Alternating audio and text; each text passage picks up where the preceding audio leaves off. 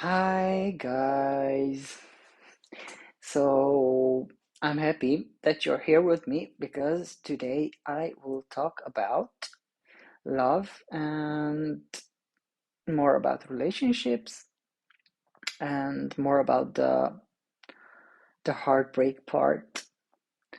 And yeah, this will be like a full topic, I'd say. And actually this is the follow-up to my very first podcast in which I have actually talked about my very first experience in the gay community with a man. And I think it's a really good podcast. And if you have like time and if you want to check it out, you should definitely check it out. I can I cannot unfortunately link the podcast, but if you are interested, you just you can just leave a comment and I will kindly send it to you. Send it to your way. Okay, so I think as a human as a human person, relationship relationships and relationship with a significant other person, it is like a huge part of our life. So I would say that's a very important topic. And also the attachment styles.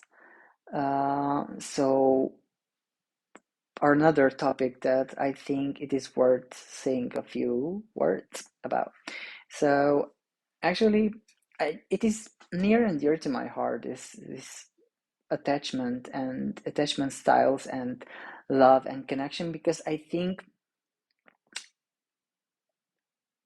in our attachment style, actually, it is rooted our love language, like the way we connect with ourselves and with our surrounding.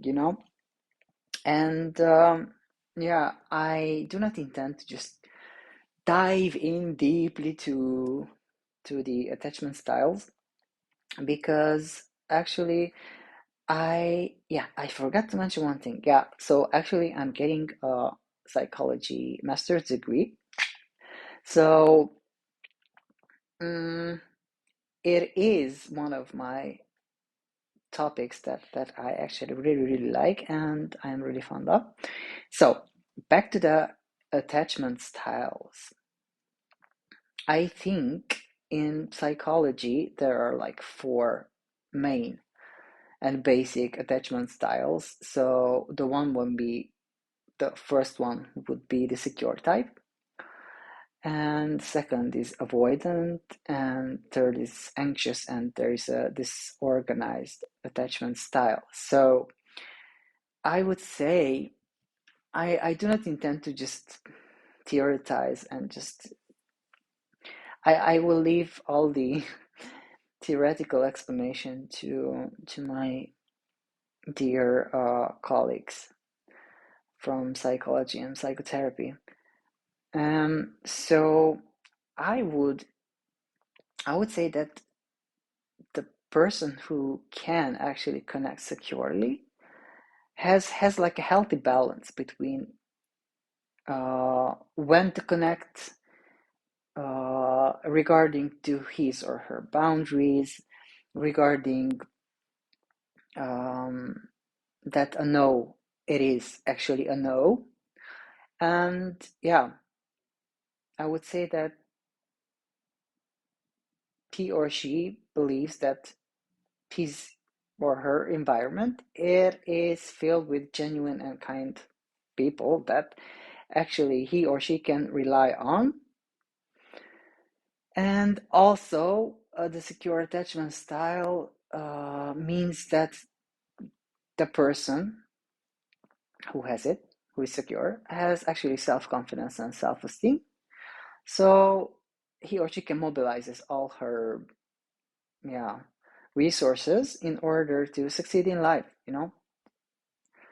Yeah, and the avoidant type is actually it is yeah, it's a bit challenging, I would say, because love and affection here, it is, I think it is meet with bitterness, I would say. It is a bit of a frown situation, you know, because as avoidance, I think um, it is harder for us to connect, you know, genuinely, because we actually do not know how to receive or give love, or it is just a bit harder to navigate these situations.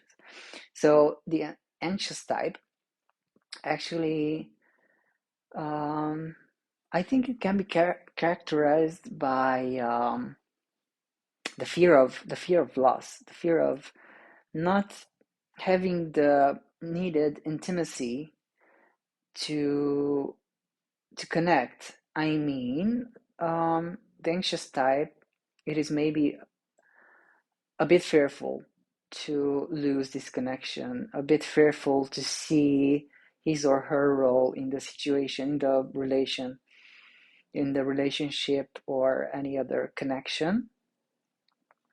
And I would say that the last one, this organized, it's like a combination of these avoidant or anxious type, in which I think it is so hard to just separate the other from myself. Where where do I start and when the other party ends? So it's a bit of I don't know, conflictual, um yeah, situation where actually I think it is hard to navigate the feelings, and hard to navigate actually the the state that one can be in. Okay, so I would just say that actually this is just only my based on my observation, or based on my personal like experiences, but I think as a gay man, it's a bit harder to just find that partner who can be a partner, you know, a partner in love, a partner in everyday life. I think it's hard, but once you find it, um, I would say that there are certain challenges that actually it is hard to navigate through if you're not willing to just listen or feel your emotions and let the other person communicate his his or her emotions to you, and just be receptive. I think be receptive to give and to just receive, because I think love is like a very flexible energy, you know. You give, you receive, you then receive it, and you just give it to the other person, and just it flows in you, you know. I think this force, it's like one of the greatest things, I would say. And actually, the relationship part in the gay community, I would say, or in the LGBTQIA plus community, it is it is a bit like so complex, because with our modern day like apps and all that stuff, it is just adding to this actually already existing like fear, I would say, because as I see in our community, it is a lot of fear. Like, what happens when I, what happens if I do not get my needs met? What happens if I cannot find the right person for me and I will end up living alone for the rest of my life? which I think nobody wants that. And still, we are, yeah, lonely, and these apps are meant to connect us to others, but in the grinder era, I would say it is so hard to see through all of these. I don't know, like games. I would say like mind games, which is like pretty hard to remain sane. I would say because most of these apps are based on uh, anonymous avatars. I would say it's we are there, like we are there physically, and the other person is also there. But online, like when you get to meet somebody online, I think it is a bit tricky because you see only some aspects of that person, and yeah, actually the reality can differ really, really much. So I would say that it is a bit hard to navigate through all of these different kind of aspects and experiences in dating. So our next topic would be dating. Actually, for me, dating, it was like so hard. Like it is so hard because I'm a single gay man, and um, it is it is a bit challenging. Dating can be a really, really nice experience when you get to meet the other person and you flirt with them and they flirt with you, hopefully. Um, and it is like a dance, like a tango, like two steps. I'm making two steps towards you. You make two steps towards me, and the energy is just like there, and we connect. And you see, it is great and all that, but as I see, like I had I had two relationships in my life, and I'm 34, and one of them, it was like 6 months thing.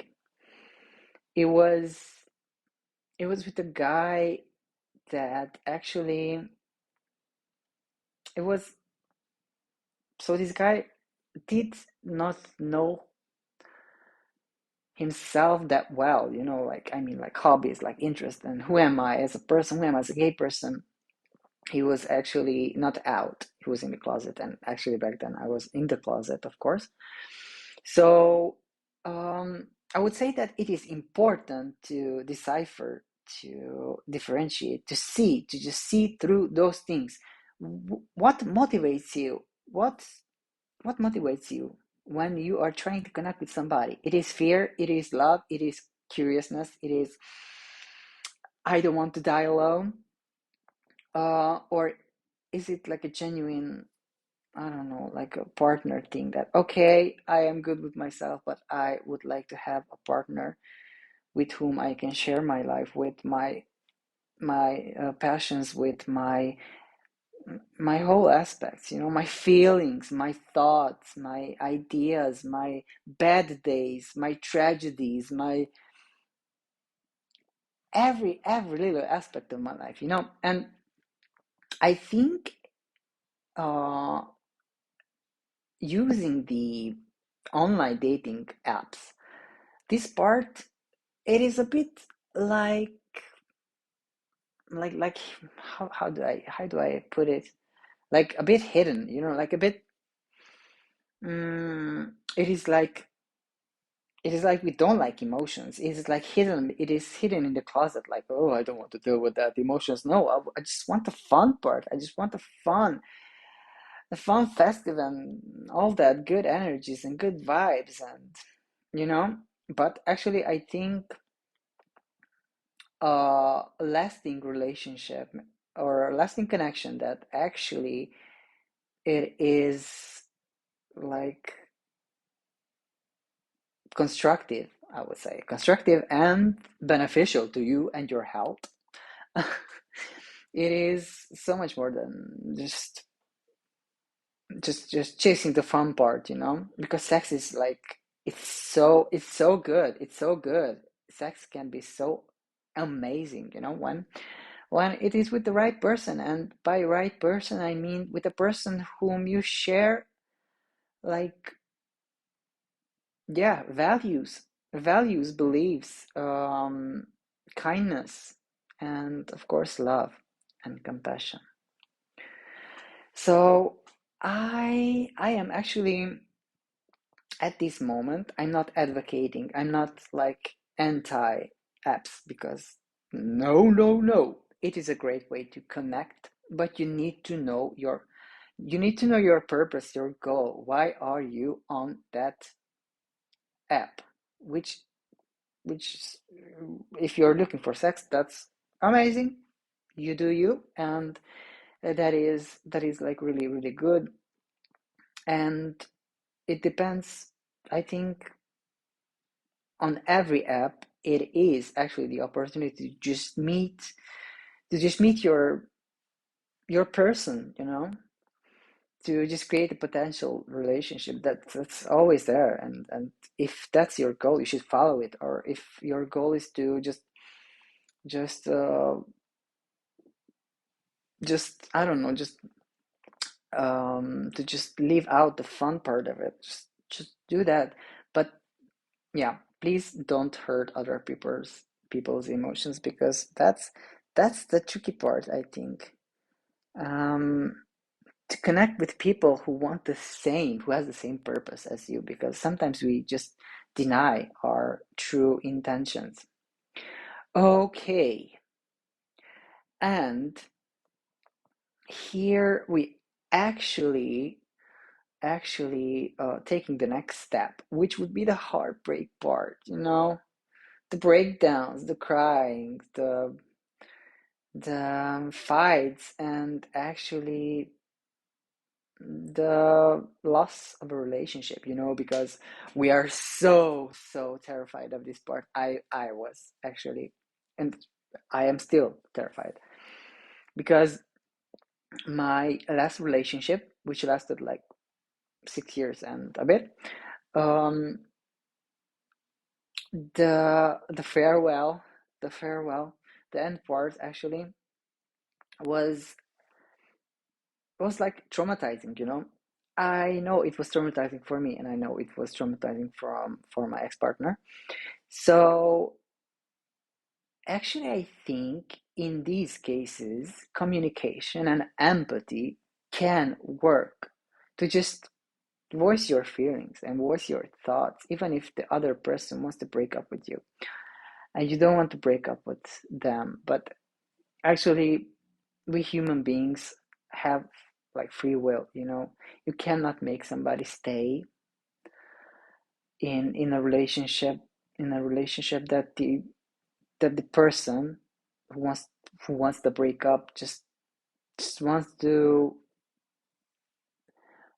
open a new door and just find another person with whom he or she can actually connect better. That's okay, you know. Each closed door represents, in my vision, in my opinion, a new opportunity, you know. Once the door is closed, we can open a new one, another one, with new experiences. And yes, I know it is hard. It is hard because we are hurting, and when you're hurting, you actually just it's so much harder to just rationalize that, okay, it is a natural part of our life, you know. Closing a relationship, closing a human connection, it is a natural part of our life. It is somehow um Yeah, it is like coded. I would say it is coded in our genes, you know. So in these cases, I would say that it is hard going through a breakup, but you can always choose to be empathetic with yourself.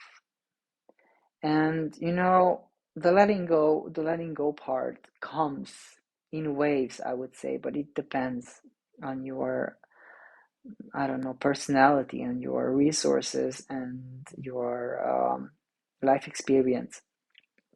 But just give yourself some time and to try to just move forward.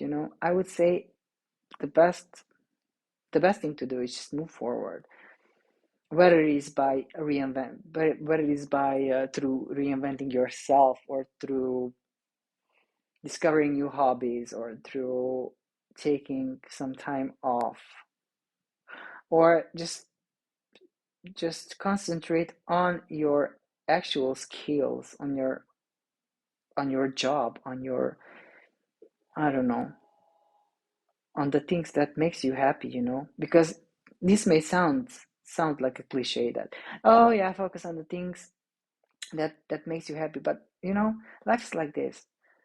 When something closes, always another great thing, I would say, great opportunity just arises, and just jump on that opportunity, occasion, and just live with it, live it to the fullest, and to actually answer one of the greatest pop questions of this century, or ever, based by Cher. um, do you believe in love, in life after love? Sorry. Yes, yes, we do. Yes, we do, because it does exist.